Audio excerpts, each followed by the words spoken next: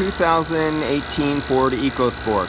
So this was the culprit that caused the leak on this 2018 EcoSport. And from now on, when I come across a leaking condenser, this is a follow-up to the last two videos on this, and I explained how the machining on some of these is improper just by a few thousandths, and it won't leak right away, but it'll leak after it gets up and running.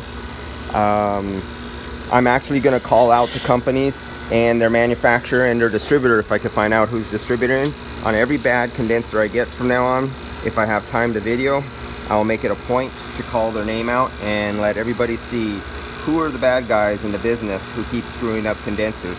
And after a while, somebody's going to have to take note, or customers are just going to have to learn to stay away from certain individuals who distribute a certain product. And this is not my first time I came across this guy on redoing condensers, and it will not be my last time. And that's about it on this 2018 Ford EcoSport.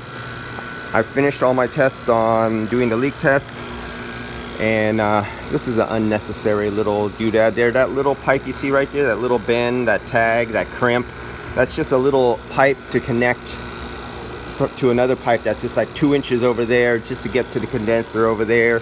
It's literally between that piece of foam and a heat exchanger. It literally rubs on the heat exchanger. Everything in here is so tight, everything like just literally rubs if it's even a millimeter off. It's just a ridiculous, convoluted method of putting an over complex vehicle. This is just up there in the 100 percentile, just stupid engineering.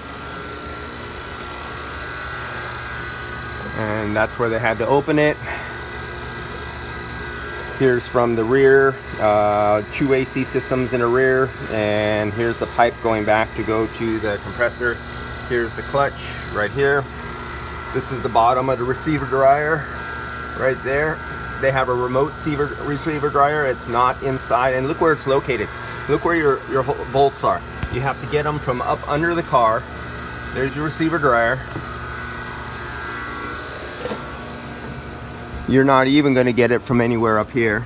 This is just freaking stupid to put a place where a receiver dryer needs to be changed every time you open the system and let it sit out to the atmosphere, and they put it in a ridiculous place where you can't even get to it.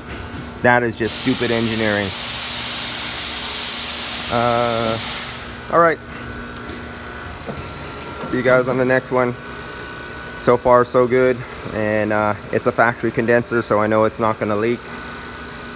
Don't buy factory, pay twice if it leaks. Buy factory, it gets done once right the first time and you have no problems. And who was he? TYC, the leaking condensers.